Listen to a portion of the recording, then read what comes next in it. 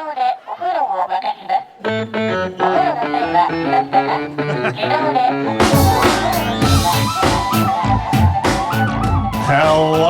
and welcome to another episode of No Such Thing as a Fish, a weekly podcast, this week coming to you live from the Crosswires Festival in Sheffield!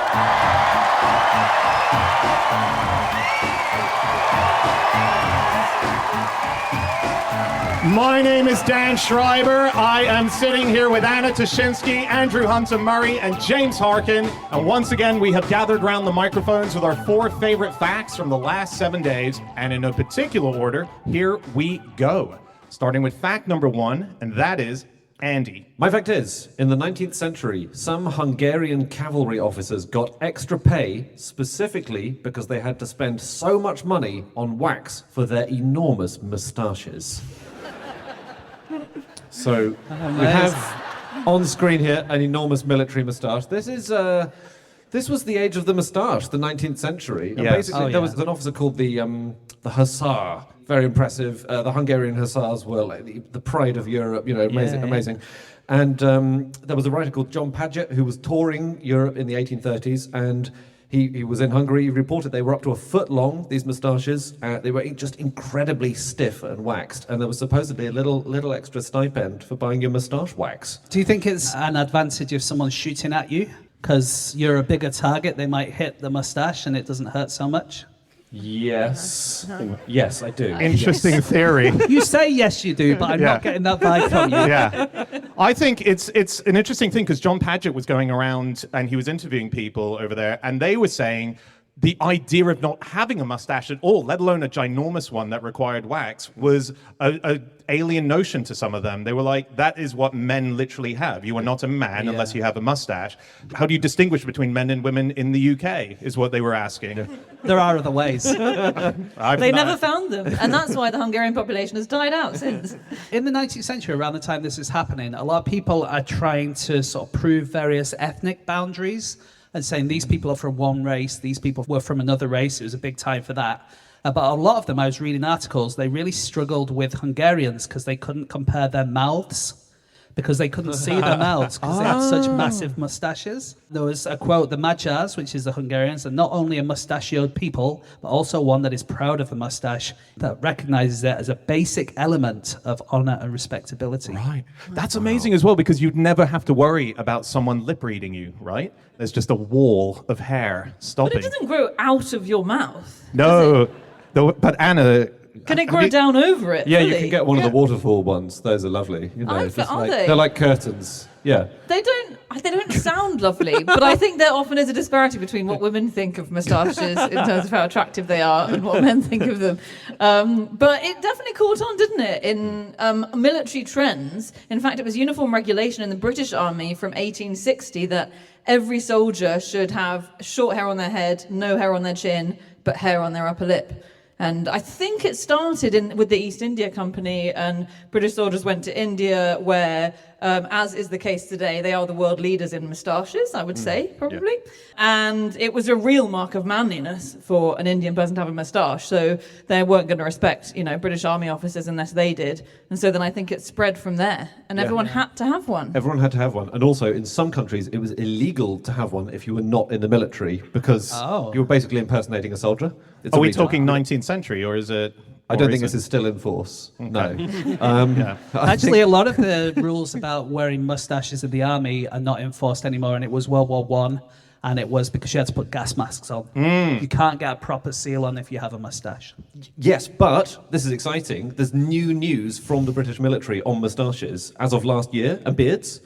So my friend is in the army, and I rang him up and asked him about this. Yeah. And it turns out, April last year, I think, finally, the British Army, you're allowed to have a beard. Oh, thank God. I know. In the old, before last April, you could have a moustache, that was fine, but a beard was absolutely not. There were Queen's regs on sideburns, not like they could only come down a certain proportion of your ear. I just imagining that episode of The Simpsons when Mr. Burns doesn't know what sideburns are. I know I'm just referencing another TV show there, but... Yeah, but this has been changed, and finally, That's and it was really like good. The king himself intervened in this matter. Did he? Yeah, and you. Well, so he's always got his finger on the hot button issues, hasn't yeah. he? I am not sure whether you're allowed currently in the army to have a beard but no moustache. You're Right. allowed a full set. So I don't know what the rules It used are to there. be that the rules were you basically couldn't do it, but you could get an exemption for religious reasons, right? If you were Sikh, for instance, you were allowed it. right. A few people in the army that were allowed it, so like drum majors, pipe majors, bugle majors, goat majors, which is people who looked after goats, and pioneer sergeants. And pioneer sergeants are amazing. They're people who would be at the front of a regiment, and they would have a special apron that they wore. And their job was to clear the path for anyone who was walking behind them. And if someone's horse was wounded, it was their job, I'm sorry about this, to kill the horse. Right. Oh boy. And also they would cut off one of the legs and give it to the soldier to carry with them because the animals had numbers branded on their hoof, and you had to take it back to prove that I haven't just lost my horse. Look, I've got this bit of it. This wow. all sounds made up, doesn't it? But it's That's genuinely amazing. No. Because I was about to ask, why does he have an apron if his job is just going ahead of everyone else? But now you've said that, true. Yeah. like cutting horses up is part of the job. Good I think- weapon if you need it as well. A horse's leg. Yeah. If you Yeah. run out of other stuff. I think if you're in a cavalry charge and you're the one going on foot with the horse's leg, I feel like I would have two of the horse's leg and bang them together like coconuts, so the enemy thought I was on my yeah. horse. they'll think you're a coconut. Yeah. That's a very good idea. Interestingly, the thing you were mentioning about gas masks is it was recently, in the last few years, it was learned that's the reason that Hitler ended up with his Hitler mustache. So he used to have a big, big mustache, and it didn't fit the regulations for the gas mask. There's a debate about this. Yeah, absolutely. But this is from a biographer who knew him at the time who writes okay. it. So it's a kind of it's a first-hand account of someone's opinion. But absolutely, it's one of those contentious things. I thought he was harking back to old school Prussian stuff. I should say, this fact comes from an article about why don't politicians have moustaches anymore, in which Hitler plays a key role, I would say. Yeah. So the other thing is, apparently pilots on airplanes have that similar thing about not having beards because they have to be able to get the mask on if they lose oxygen and the oxygen masks come down. So it could catch on Hang fire. on, when they give us the safety briefing at the start, they never say, quickly shave your beard off and then apply the oxygen mask. Is that just like bearded goners? I think so. Shit. It really struck me that the battle between beards and moustache, like they're on opposite sides of the fight, aren't they? Because as soon as a beard becomes popular, a moustache is just part of a beard. Or in fact, and I really like this quote, there was a novelist called Frank Richardson in the 19th century who said, moustaches get lost in the general face fungus. That is the popular beard. So I think it was quite good for moustaches when people like Louis Pasteur and Robert Koch in the 19th century started to discover that bacteria caused infections, because suddenly people were losing their beards left, right, and centre because the idea was that lots of bacteria was going to get caught in them. And in fact, there was a 1907 experiment where they made a woman kiss a very hirsute on the face man and found that he was polluted with tuberculosis and diphtheria bacteria as well as food particles and a hair from a spider's leg. Where did they get this man from? It's just an everyman. You've probably got all of that in your beard right now, James. I don't deny it. So this is a lot about men in the army and stuff like that because we're talking about mustaches. But there is Manuela Seons, who's an Ecuadorian revolutionary female who used to wear a mustache. A false or... No, real. Grew one, It was okay. no, she didn't grow one. She was at the Battle of Ayacucho, and as proof she was there, she carried around the mustache that she'd taken off a dead enemy. And she would wear it at masquerade balls.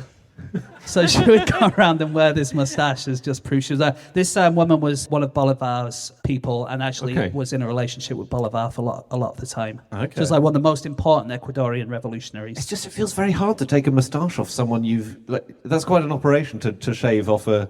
I don't think you shave it off. I think it's more of a scalping issue. Ooh. Yeah, it's got to come with the skin. Otherwise, how do you piece it back together? And I think it's a good move at a dance because no one's going to refuse to get on your dance card once you tell them the moustache you're wearing belongs to the last bloke who refused to dance with you. Actually, there is some evidence that in the 19th century it was a trend for women to have a whiskery face. When whiskers became so popular, there were fashion journals that said women would start wearing their locks of hair down the side of their face, where a man's sideburns would be in imitation of men's sideburns because they were so popular. Wow. And there were adverts for pencils for women to draw little whiskers on their cheeks. And there was a dye advertised for women's whiskers. Right. Which, yeah. So this is the thing, why don't women typically have as much facial hair as men? What is going on? Because there are all these reasons of why we've got hair on our head, which is sun protection. To keep you warm and stuff? To keep you warm, like, again, hair on your head, hair on, like, when men grow chest hair, that's a warmth thing. Armpit hair and pubic hair is to reduce friction. You know, yeah, it all makes also where I keep my tuberculosis. Right. So if these were reasons like friction and heat retention and keeping the sun off and all of that, you would expect women to have full beards and moustaches as well. Yeah. Which means it's either something in male-female relationships or male-male relationships, in that it's either to attract and impress and excite women, or it's something to like cow and repel rival men. Do you know what I mean? It's got to be the latter, because as I say, I've the number of people I've come across, no offence, I'm trying to count the bearded people in the audience now quickly. I'm literally sitting next to you. I've come across so many people who are, so there's Rod Littlewood, who's vice president of the World Beard Association. There's Steve Parsons of the British-based Handlebar Club, Handlebar Moustaches. The world record holder, who's an Indian man for the longest moustache. All of their wives say, I didn't like it. I'd rather they didn't devote their entire lives. I mean, the poor wife of the Indian guy, Ram Singh Chauhan, said, you know, for the first decade or so, I thought this is a really bad idea. I'm sort of repulsed. And then eventually, as I realized he was building a career out of it. But these, yeah, Steve Parsons. How long is his? Sorry. So his is 14 foot long. I think it's 7 foot on each side. That's long. Yeah, that is long. You can be in every room of the house at once. But do they? You can send it to the fridge to get a beer for you. That's nice. Apparently, dipping them in beer is good. This really? is according to the Handlebar Club guy, who says dip it in beer to keep it. Yeah, but what does his wife think? Well, indeed. There was a thing that said he's got a great comeback to his wife who complains about his facial hair. He always says, I say kissing a man without a moustache is like drinking champagne without the bubbles. And I don't think that is a good comeback. I don't think... Well, you also like white wine. That's a good point. Yeah, no, you're right. I think it is a men-to-men thing. Right. But there was a piece in 1926 in the New York Times which claimed Ivan the Terrible, who was as Russian Tsar, he liked beards so well that he used to play by the hour with the flowing beaver of Queen Elizabeth's royal agent, George Killingworth. That's something. I'll ask on behalf of everyone. The royal beaver. With the flowing beaver of Queen Elizabeth's royal agent. Yeah. Beaver is just another word for beard. Oh, that's all it is, guys. And it's overdue a comeback. We probably shouldn't talk about moustaches without mentioning our colleague who's been on the podcast a few times, Anne Miller, is one of her favourite facts. She's got a huge moustache, hasn't she? She always likes this fact. Well, and I'm going to ask, do you guys think that if you're in the CIA, should you keep a fake moustache on hand? Yeah. Oh, yeah. Of course. You should have No, not on your hand. Wait, then you just put it up like that and it's fine. That's going to work great on a podcast, Andy. We're not going to explain what Andy's doing even. You can imagine. Let your imaginations run wild. I'm putting a finger in front to be a flowing beaver. That's what I'm doing. Carry on. It's working like a charm. Well, so the fact that Anne loves is that in 2008 there was an MI6 officer on the One show whose fake moustache fell off halfway through an interview, which is absolutely cracking. You can't see the footage. It was because they didn't actually broadcast it. Only the people in the studio know. But Jonna Mendez, who was the CIA's mistress of disguise during the George Bush era, the George Bush Senior era, sorry. She says that you shouldn't go for fake moustaches because they are very uncomfortable. So it's always obvious when someone's got one. And the glue does tend to melt and it falls off, which gives the game away. She said instead, horn-rimmed glasses, very effective, because you notice the glasses and not the person. And just accessorize. So just carry a nice leather bag and a big cigar, and people will remember those two things. What? Is it possible that Elton John has been deep cover CIA all these years?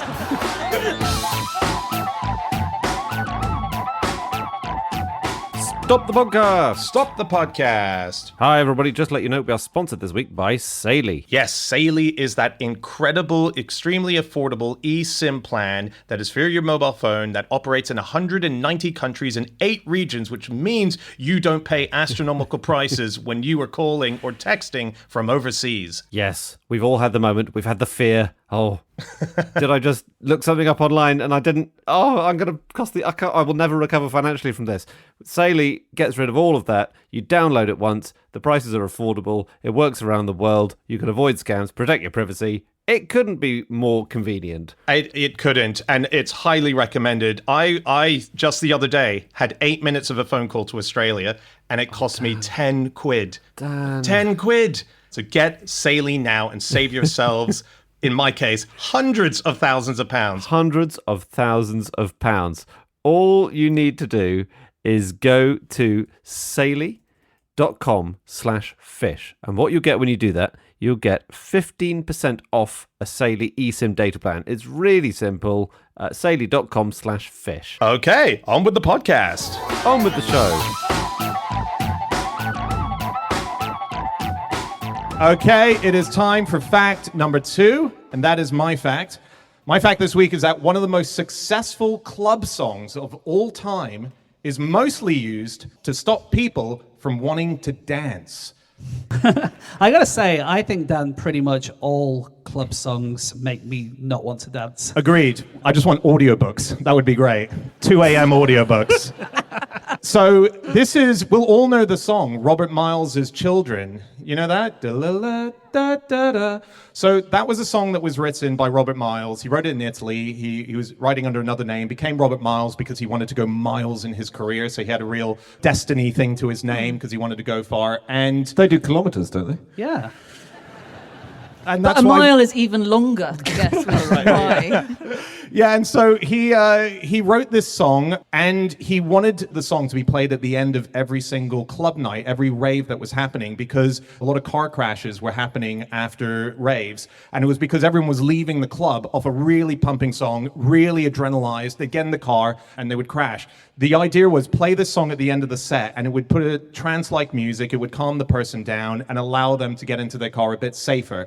And DJs globally have been doing it. It's obviously not going to be every rave that does that, but largely that's what that song became. It was road safety, basically, for the end of a night. I didn't think I knew that song. And then as soon as I listened to it, I thought, oh, of course, I've heard this dozens of times. Yeah. It was absolutely massive, wasn't it? It apparently cost just £150 to produce it. Wow. And it got to number 1 in Europe, the whole of Europe, for 13 weeks.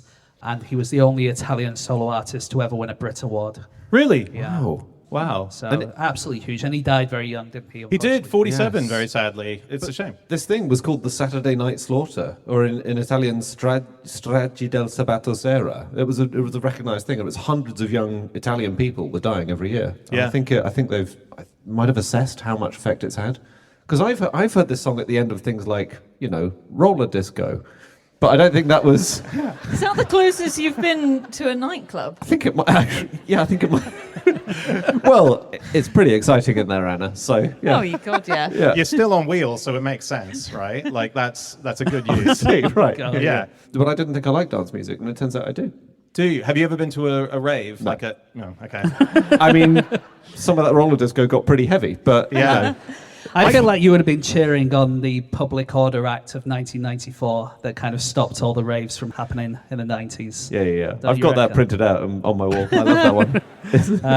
That law changed the number of people you needed at a rave from 100 to 20. So if you had 20 people in an area and they were all dancing to music, then you could nick them all. And you could ban anyone who was playing music which was predominantly characterized by the emission of a succession of repetitive beats. Right. Okay, so then a band called Orchestra, they issued a track called Flutter, and in that track, no 2 bars had the same beat.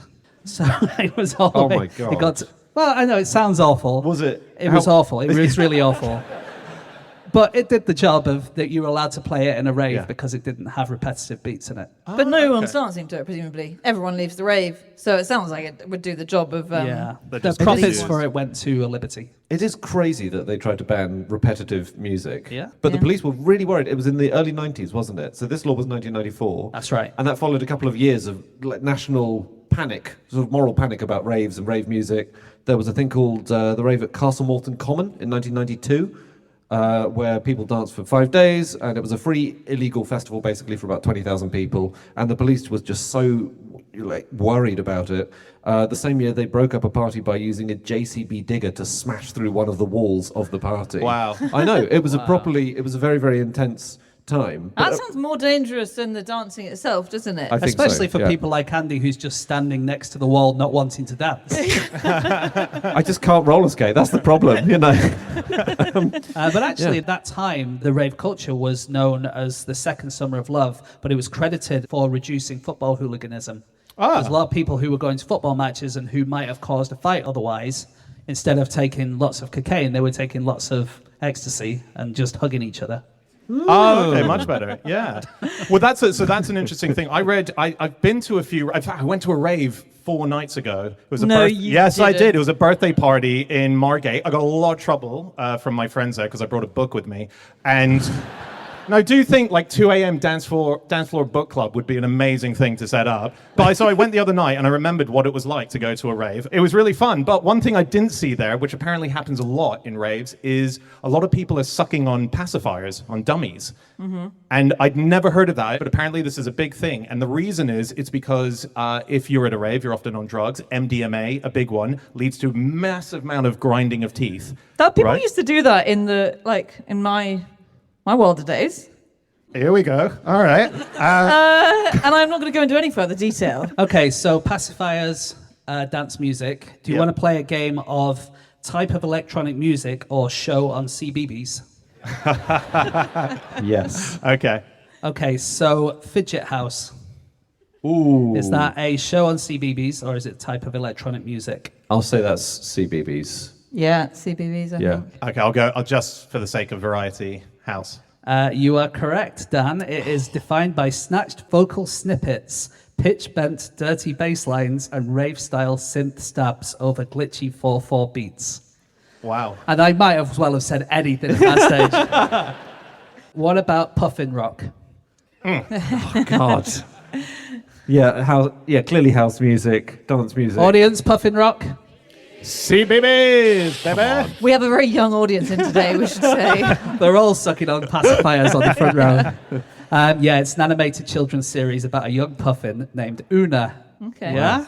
Are there any glitchy 4/4 beats? Baby Club. Baby Club. I'm going to say Is music. Is music. it Baby Club or is it Baby Club music? I think it's baby club music. Yeah, music. You are so bad at this. Oh, shit. No, What? and also, don't you have very young kids? Yeah. Well, I haven't actually locked in my answer yet. Oh. So, I feel like I might give it away. Go on, Dan. club. No, CBBS, obviously. Yeah, no, it's where all the kids sit around in a circle and sing songs. Oh, beautiful. nice. And finally, Squee. SKWEEE. Club. Baby. Club. It is a type of music. Yes! So it's a type of music where the aim is to squeeze out as much interesting sounds as possible. From where? From the synthesizers, Dan. Ah, okay. One of the things I find quite interesting is that the subgenres of dance are basically just defined by their tempo, right? So trance was just it going slower. And so the oldest trance band is 1,000 years old. And they're so cool. They're called the Master Musicians. Is this like collectively? Like how the Rolling Stones are about 400 now? No, it's been going for 1,000 years. Okay. They're all still in fit as fiddles. There's been some handover. So it started 1,000 years ago. It's based in Sufi tradition, and it's in Morocco. They opened Glastonbury in 2023, which I think just means you play Glastonbury when no one's quite arrived yet. But still, they're incredible. You should look them up. And they're better than anything you see at a club. So performances in their, like if they do a performance, it goes on all night or it can go on for days. They play constantly. It's supposed to induce a literal trance. And it's on drums and woodwind mostly, lots of circular breathing. And then it climaxes in this Pan-like god who comes and dances around flames and quivers and chases children around with olive branches. And he's dressed in the skins of 4 black goats. And he's been played by the same guy for the last 50 years. Anyway, you can go. It's a festival in Morocco. You can go and see them perform. Right. It's the smallest festival in the world. Only 50 people can attend. So can attend or want to attend? Yeah, they've never actually set a limit. It sounds great. You stay in the musicians' houses. They have to cook for you. That sounds good. That does sound good, they cook all your meals and then they go and perform. It's a big deal. Timothy Leary was very into it. Was he? Yeah. Wow. William Burroughs, all your guys. Okay, so we're talking counterculture 1950s kind of period. That kind of thing, Wow. yeah. The guy who's chasing the children, is he trying to beat them? Because normally if you say, I want to offer you an olive branch, it's a nice thing.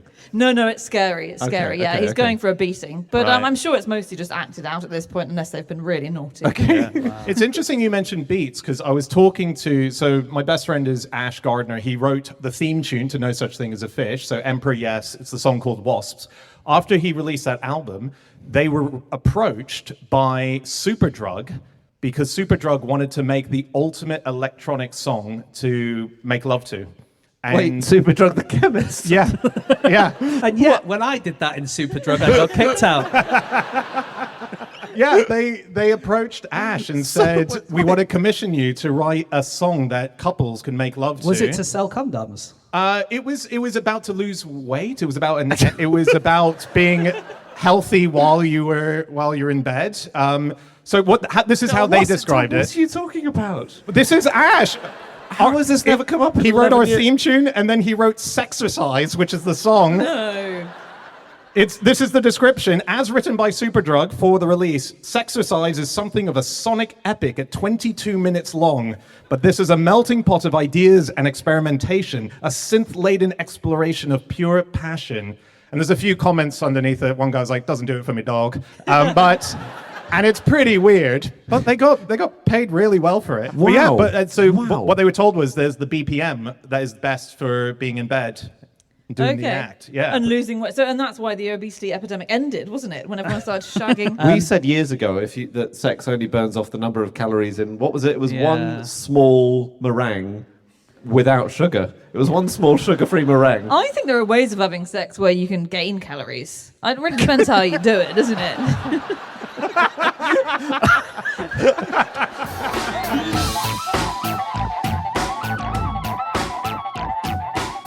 It is time for fact number 3.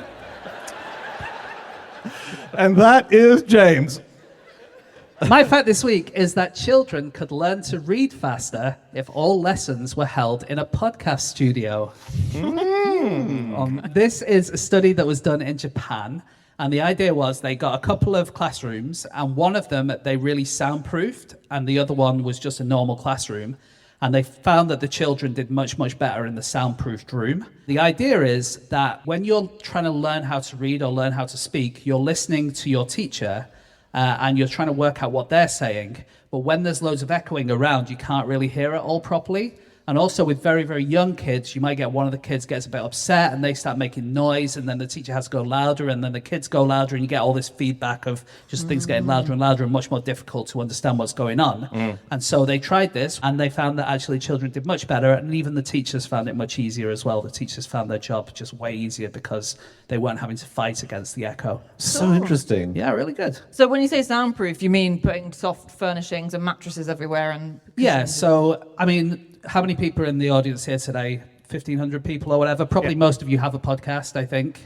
But when you're doing a podcast, you have to try and make the room as unechoey as possible. So you close your curtains, Velour cushions. all that kind of stuff. I thought you guys were doing that to try and seduce me all these years. Yeah, No, it's very cool, the sound quality thing. Because I just there was a study done this year, I think, about, I mean, obviously everyone uses Zoom now, and if you use Zoom with a bad or a cheap microphone, it turns out people literally think you are stupider. You could be the cleverest person in the Zoom, But if you don't have a good microphone, you others genuinely downgrade you. How interesting. And it, and it applies to sort of everything. You're less clever if you've got a bad microphone, or you're thought to be, or less hireable if it's a job interview, less dateable if you're doing some cool Zoom dating, and it's just microphone quality. Really? And again, we should emphasise just on Zoom, don't go to live interviews with your own microphone or anything. We're not recommending that, are we? But we wouldn't want the kids to learn in these studios because it would put podcasters out of business, and podcasting is a great industry.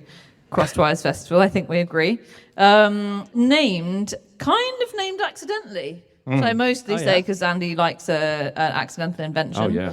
So named in 2004 and named after iPods. There was a software engineer, Dave Weiner, who started the first podcast for a journalist called Christopher Liddon.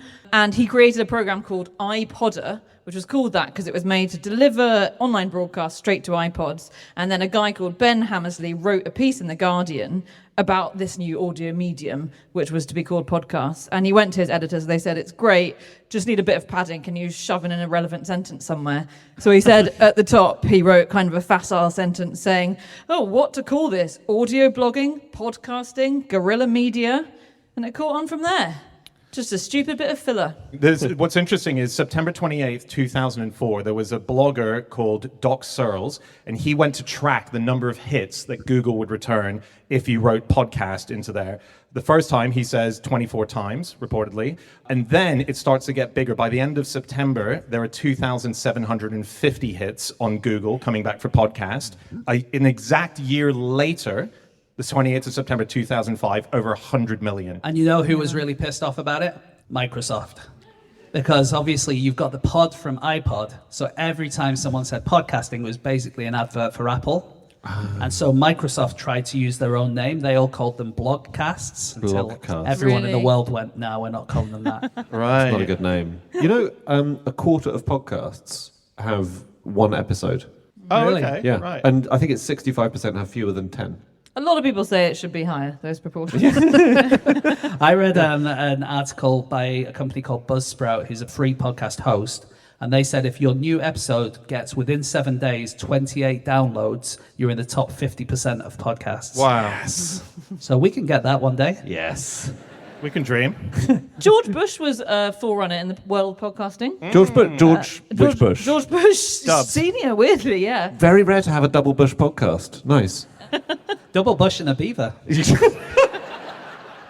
was George Bush the Younger, and he released his presidential weekly address as a podcast in the kind of late-ish 2000s, I think 2008-ish, Wow. which was pretty impressive. And he used to sometimes deliver it in Spanish, which is like good on him. But then I watched a little interview with one of his Hispanic colleagues who remembered that journalists would come up to him all the time and say, and isn't it great that your colleague, the President George Bush, speaks Spanish as well? And he said he never wanted to say to them, he doesn't speak Spanish. But he does He wasn't just making it up. He does try to speak Spanish, he said, and that's good enough. There's quite a few podcasts out there when you look into the history of it that arguably are the first podcast. I tried to look into it, accidentally found out the oldest podcaster in theory, as in current age. And there's a guy, there was an article that went out this year, he's 100 years old and he has started making a podcast. He's called George Hall and he was Laurence Olivier's voice coach. So That's so cool. Yeah, so he's basically dishing interesting anecdotes about Lord Olivier, his wife, people that he knew. Wow. He said, apparently in one of the interviews, he says that Olivier was going through a phase of being absolutely obsessed about colonic irrigation. This is the kind of juice we're getting from George Hall at this point. That's amazing. We should mention the elephant in the room in the podcasting world. Joe Rogan. Heard of him? Big deal. Yeah? Big deal. If you listen to Joe Rogan, which someone in the audience just said, nope. Well, lots of people do. But if you do listen to it, American women will be less interested in you as a partner. And this was a survey that was done. It's another beard and moustache situation. Everyone thinks it makes them more attractive. Is it for men or is it for... Yeah. American women between 18 and 34 were surveyed about what was a turn-off for them. So 55% said definite turn-off in a partner if they listen to Joe Rogan. I just thought some of the other turn-offs were quite interesting about where we are, like societally. They send green texts. That's a red flag for 7% of women. Is that about recycling? I think It's not having an iPhone. I think is the old. It's sort of that. Like instead of the blue ones, if you're on an iPhone. Oh, right, yeah. Then there were some very weird red flags. Researching for best deals and rates before buying. 2% of American women said no, that's not for me. They read. 1% said red flag. They look better in person. 1% said red flag. Oh. Interesting. Whereas, when American men of the same age were asked about women, for them, the biggest red flag, they identify as a communist. 64%. Red flag. You've got to keep those red flags fighting, haven't you? I think that it's hard, the earliest podcast, because basically before podcasts you had distributing cassette tapes around the place. I feel like that was the original podcast, was bootleg cassette tapes. Because the thing about podcasting is that you're free of all the constraints of having to produce a show which has all this oversight, right? That's why there's so much shit out there, is because there's kind of no standards imposed. And again, we want to say that podcasting is a great industry and that this festival does really good jobs. Of course, yes, all of that stuff. But Russia did a strong line in that. I hadn't realized during the Cold War, there was samizdat in Russia, which was the quite famous distribution of the written word. Banned. It was under the banned table stuff, exactly, like Solzhenitsyn, or banned authors. You'd type things out endlessly and then you'd send them to your friends and they'd retype them and send them to their friends. And then there was this thing called magnitizdat, which was publishing by tape recorder. And I think this is the original podcasting, where basically you record yourself into a tape saying, I'm not a huge Khrushchev fan or something, don't like Stalin. And then you'd send it to your mates and you'd say, can you listen to this, and then make a copy of it and send it to your friends. And for some of these broadcasts, millions of people would end up hearing, apparently, which seems That's really incredible. amazing. Patron saint of podcasting? We have one? We do. Well, it's unofficial. Okay. It was organised by some trainee priests in Birmingham. But they named St. George Preker as the unofficial patron saint of podcasting. Because he worked sort of spreading the values of the gospel, and he would send out lots of books and prayer booklets, and he did lots of talking to people and that kind of thing. So he's a real saint? He's a real person. He's a real person. Okay. His miracle that made him a saint was that he saw a 12-year-old boy pushing a cart full of manure, and then when he went to help him, he put his hand on the cart and felt an extraordinary spiritual sweetness from the manure. Wow. Also, So I don't know why pushing shit around makes you a patron saint of podcasting, but Well, also, he did a miraculous thing where he was able to get you 20% off your ExpressVPN whenever you put in an offer code. Do you know there is a thing now? This is a practice that's going on where people are setting up entire podcasts so that they can secure business meetings. So if you want to get in touch with someone in your industry who you admire, and you might write to them on LinkedIn, you might send them a cold email, and you might never hear from them. But if you write to them and say, would you like to appear on my podcast? There's a much bigger chance they'll say, oh yeah, I'd love to. So people are just setting up entire podcasts which have like 4 listeners simply because it's a prestigious thing to be asked to do. Yeah. I thought that was why we were doing it. Well, I can't even remember who we're trying to meet. But Hey guys, I need to move us on to our next fact. Can I tell you one last good podcast name? Yeah. There's a podcast all about the horses in Lord of the Rings. Each episode is up to 3 hours long. I just love the name. Horses in Lord of the Rings. The title of the podcast is Shadow Facts. That is good. lovely.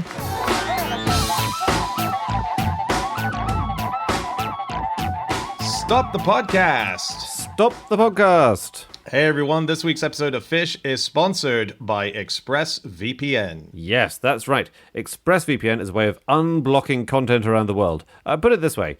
If you are watching TV without ExpressVPN, it's like trying to travel the world without a passport. You're not going to get very far. You might be able to go, to some lovely bits of the UK, maybe perhaps the Channel Islands, but not much further than that. Streaming services like Netflix show you a small fraction of a global library of content. It's exactly that. It's like, imagine going to a restaurant where you live, but knowing there are amazing restaurants in France and in, America, you can't eat there. It's the same with movies. Often Netflix has all these other movies globally, 18,000, and we only get 7,000 of them. ExpressVPN will unlock all of those magical countries where Adam Sandler movies are nicely sitting, available for public use, but not for us. So it's a highly recommended thing from my side. That's right. And there are about 11,000 Adam Sandler movies that I haven't watched. I know that. So if you want to watch Happy Gilmore 94 or whatever it may be, all you need to do is go to expressvpn.com/fish if you'd like to try it. And if you use that link, expressvpn.com/fish, you will get an extra 4 months of ExpressVPN for free on a year's subscription. That's right. That's expressvpn.com/fish. You'll get extra 4 months free with that code FISH. Okay, on with the podcast. On with the show. All right, we need to get to our final fact of the show, and that is Anna. My fact this week is that Second World War bombings were useful for freeing up parking spaces. So, every cloud, I think you'll find. This... Yeah, it's hard to get the quantity, but basically, in the Second World War, you may or may not know, there was quite a lot of aerial bombing campaigns. The Blitz being a famous example. And what that did was flatten a lot of buildings and leave an enormous amount of space in the middle of cities where, well, for example, the big car parking franchise, NCP Car Parks in the UK, they founded their first car park on a bomb site in Red Lion Square in Holborn. That was in 1948. And lots more followed. And if you watch kind of bulletins at the time, there was kind of a panic in the 1950s because car ownership was going up and up, that there wouldn't be any parking spaces left. But I was watching a bulletin saying, fortunately, at the moment, we've got so many massive bomb sites with no buildings on them that we have managed to find space to park all the cars until now. But if we don't have another bombing campaign soon, we'll have nowhere to put the cars. They didn't say that, but it was implied. It's incredible, the story of that first car park. Okay. This is really fun, I promise. And if you doubt it halfway through, just remember, it is really, really fun. Okay, that one in Red Lion Square in Holborn. So, 1948, founded by two guys called Donald Gosling and Ronald Hobson. And they were told, this will never work. That's a stupid idea. You can park on the side of the road anytime. And no one's going to pay 1 shilling and sixpence for an entire day's parking in central London. Yeah. They were just told, don't do it.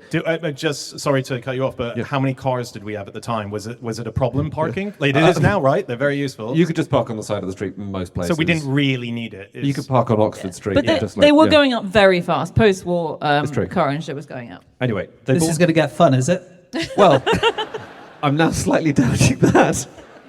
Anyway, they bought it for 200 quid. 100 quid each they put in. They bought this space for a car park. They sold the business 50 years later in 1998. Each of them got £300 million from the sale. Wow. And there was more than one car park by that point. But that's less good effect, yeah. well, the whole business was sold for £800 million. Wow. They nearly didn't sell the business. It nearly fell over at the very last moment because Ronald Hobson, one of the two co-founders, he wanted one particular car park to be excluded from the sale because it was on Oxford Street, and he wanted it to be excluded from the sale because he would go there at the weekend and park up with a flask of tea and study which parking bays were occupied first. Wow. So he wanted that to be like... That is fascinating. I know. Do we know the results? Okay, sorry. I'm sorry for finding us so interesting, but I do... don't know. You think, like, who parks where first? Is it under the tree? Is it closest to the parking meter? I agree, I couldn't agree more, Anna, that this is an interesting fact, but I feel like I've lost the room at this point. Oh my God. I think we're locked in. That is an interesting thing, right? So if you go into a car parking place, do you just park as soon as you go in where there's loads of spaces? Or do you drive as close to the door as possible and then drive around looking for the perfect spot? I do that. Yeah, so does almost everyone. But it turns out that actually, on average, it kind of works out about even. Okay. But people have found that actually a lot of traffic in towns consists of people looking for spaces. And they did a study in the German city of Freiburg in the 2010s and found that 74% of cars at one moment were looking for a parking spot. No. Oh my God. God. It's mental, isn't it? Yeah. It's bad, you know, a lot of pollution there. Yeah. People cruising, it's called, which is a much less sexy version of cruising than other versions. No, I'm of cruising. cruising officer. There are some countries in the world with some really mad parking systems that I don't think we've mentioned before. Quite a lot of countries, the cold ones mostly, have systems where you have to park on one side of the road or the other so that they can sweep the snow off the non-parked on side. And they have different ways of signifying this, but Sweden's is so good. It's called their datum parkering system. And it's exemplified by a post on Reddit I read from an American tourist saying, "Sorry for the dumb question, but we really can't make sense of this sign. We're on holiday in Sweden. Can we park here?" The sign is a vertical white line on one side of the sign and 2 vertical lines on the other side of the sign. And the answer that a helpful Swedish resident gave was, it means you're not allowed to park on the side of the street with even or odd house numbers on correspondingly even or odd days. Yeah. So there you go. Yeah. So you have to, if it's like the 11th of July, you have to make sure you're not parking on the side of the street that has houses numbers 1, 3, 5, 7, and 9. Wow. Simple, and you should know that with the sign with 3 random lines on it. That's crazy. In America, they have a lot of things like this. Quite a lot of towns, especially Pittsburgh, apparently, they do this thing where if you go out for the day and you take your car, then you'll put a chair where your car was so that no one can park there.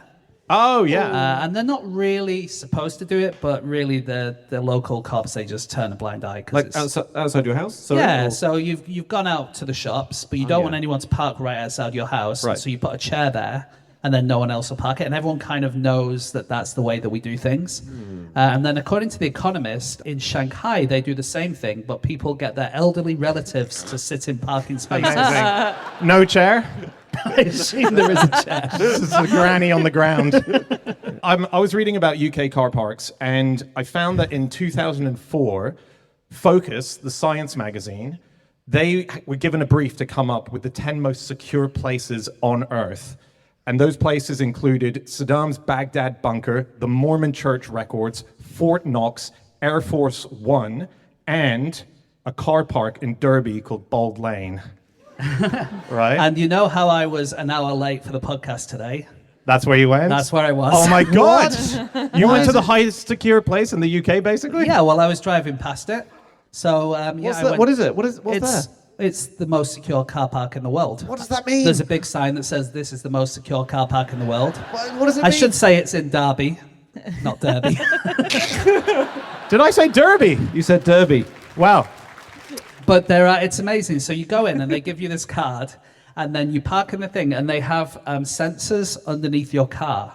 And when you leave, you say which bay you're in, and then the sensor switches on. And if anyone moves your car before you come back, then the whole place locks down.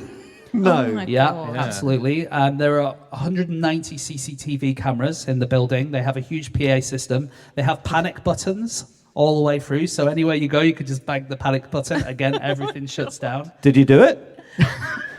Oh, boom. Why do you think I was an hour late? No, it's absolutely amazing. And what happened was, it was in 1997, there was a load of crime that was happening there. There was a lot of drug taking and muggings and stuff like that. And the council didn't really know what to do. And so they got this guy called Ken Wigley, who'd invented a load of security systems, and said, "Do you want to take over it?" And he said, "Well, I'll take over it as long as I can do whatever I want." And he just basically put all these amazing systems in. He's like Judge Dredd, but for parking. It's This so is amazing. So if you've parked your car there, you're busy shopping, you bump into your partner in town, you give them the car keys, you say, "Darling, I've parked the car, can you pick it up?"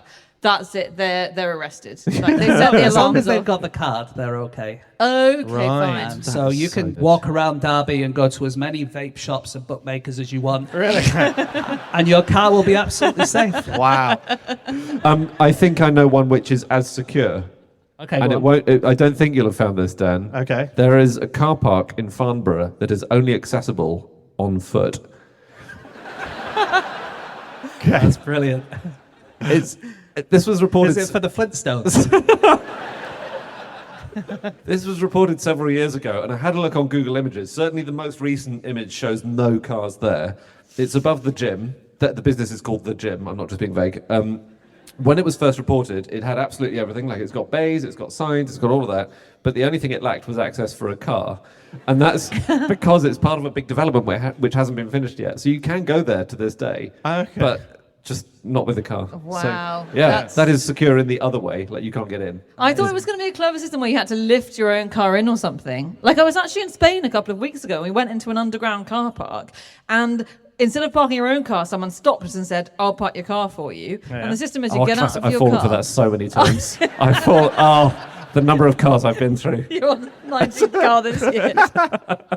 You give them your keys and you watch, and they go up to a parking space, and the parking spaces are so narrow to save space, presumably, that they then get out of the car before parking it, take the handbrake off, and push it in, so that they don't have to get out the doors afterwards. So cool. And also reminded me of another cool system they have in Thailand, where you are, and I discovered this because my friend lived in Thailand, and she came back to pick up her car one day in a multi-story car park. There was another car parked in front, and a Thai person nearby explained, that's fine, they will have left the handbrake on. And in Thailand, you can park blocking people in as long as you leave the handbrake off, so that when they arrive, they can push your car out of the way and get their car out. That's amazing. That's great. So good. That's very funny. A few things on the Blitz. Oh, yeah. So the Blitz, London gets a lot of the headlines, but the rest of the country was hit. And of course, Sheffield was hit quite badly because, according to JBS Haldane, there was half a square mile of Sheffield that was more vital for production of munitions than anywhere else in Britain. Basically, it was the only place in the UK where you made these armor-piercing shells in Sheffield, and so the Germans were really, really keen to bomb it. It was called Schmitzstiegel, which means crucible. Really? And basically, the whole city got hit quite badly. There was a woman who was fined £3 because even though she'd blacked out her house curtains before leaving, she'd left a light on, which you weren't allowed to do because the bombers would be able to see it. Right. She said she'd left the light on for her cat, and the cat had moved the curtains to kind of... It could have been a German cat, I'm thinking. It's clearly Sounds a German like spy. it. Yeah. Yeah, and the hospital, the top brass, they all had tin hats, but the nurses had to make do with chamber pots on their heads that was held on with bandages. There's amazing pictures of them doing that. And they would go out to the moors and they would collect sphagnum moss, which they would use... If you know, you know. They would use to sterilize wounds and stuff like that. Yeah. So yeah, That was it. Big That's old big thing in too. Sheffield. I read a couple of headlines about the Sheffield Blitz. There was a fact from the Sheffield Star which wrote, Sheffielders braced themselves for air attack from the moment war was declared. People couldn't understand why Sheffield was not hit sooner. Very much like, come on. And this, I love this line so much. Yorkshire soldiers were reported to have pledged to avenge Hitler's raids on the city. He made a bad mistake bombing Sheffield, they said. It's just that's very nice and proud. I do think invading Russia was the bigger mistake of the war, but Sheffield was... It's on his deathbed, biggest regret. Sheffield.